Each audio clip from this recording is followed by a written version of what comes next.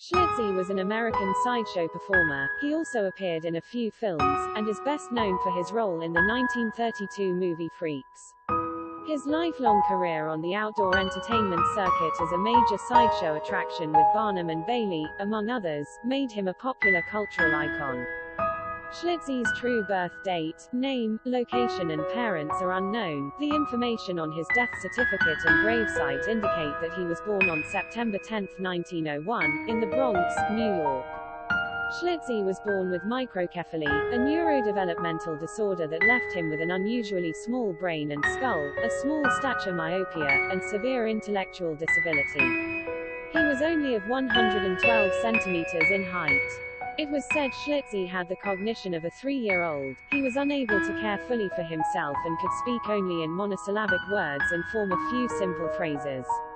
He was able to perform simple tasks, and it is believed that he could understand most of what was said to him, as he had a very quick reaction time and the ability to mimic. Since we know next to nothing about Schlitzie's birth, we similarly don't know much about his childhood. His parents kept him in either an attic or basement. They were also alleged to be ashamed of him, and after some time Schlitzie's parents had sold him to the circus. Decades after slavery was outlawed, selling a child with a disability was not exactly legal, but people certainly looked the other way. Schlitzie is reported to have loved his life in the circus and was well cared for by his various guardians and nurses. Although Schlitzie's few medical records show that he was male, circus promoters often advertised him as being female, with names like the Monkey Girl. This is because Schlitzie was incontinent and wore diapers, thus he wore dresses to make it easier for his caregivers to change him. Schlitzie worked for just about every popular circus that existed during his lifetime. The reason why he was able to do this is a bit depressing, though. Throughout Schlitzie's life, he was traded, sold, and lent to various circus owners. This was actually common practice at the time, as horrifying as that sounds, and was not considered a big deal at all. Schlitzie ended up working for dozens of circuses throughout the American continent, including big names like Barnum and Bailey and Ringling Brothers circuses. Because of Schlitzie's cognitive difficulties, it's said that he behaved a lot like an excitable child. He had a sense of wonder and joy that audiences loved and kept him coming back to see him. Schlitzie could sing, dance, and even parrot people, and audiences ate it all up. One of his most popular acts was quite simple. Schlitzie would count from 1 to 10, though it's said that he would often skip the number 7 in his count. It's not certain if Schlitzie had trouble remembering it. Schlitzie's most famous role, by far, was in 1932's Freaks, where he played himself, effectively. This was not Schlitzie's only role, however. He appeared in other films where he also played a sideshow performer, such as The Sideshow and Meet Boston Blackie.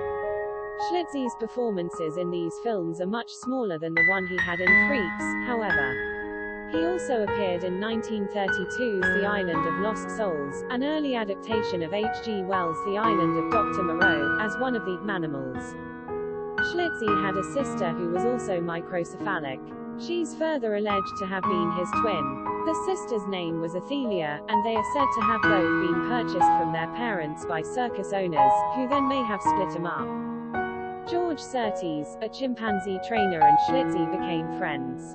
Surtees began working as Schlitzie's caretaker. Over time, Surtees even legally adopted Schlitzie and is said to have thought of him like a son. Unfortunately, Surtees passed away in the 1960s. The courts determined that Schlitzie, unable to care for himself, would be left in the custody of George Surtees' daughter. Surtees' daughter had no experience in circus life like her father did. She had never been involved in that world, and was unable to care for Schlitzie herself. She eventually concluded that the best thing to do for Schlitzie would be to have him admitted to the psychiatric ward of the Los Angeles County Hospital, a mental institution. He used to performances for the staff and other patients and entertain them. He was deeply unhappy being away from the circus.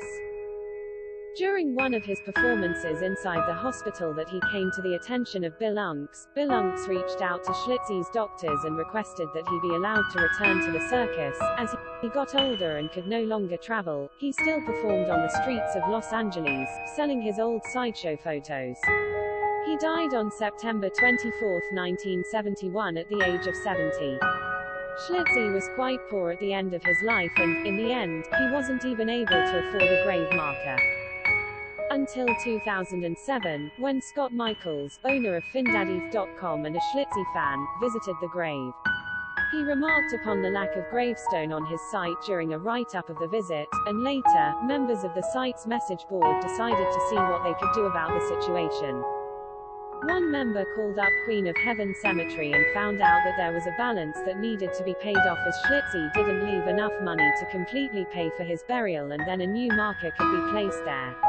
The site's members held a little fundraiser, and after raising a few $100s, Schlitzie's balance was paid off, and a small, ground-level marker was added to the plot, using the name and date. And this way Schlitzie is resting in peace.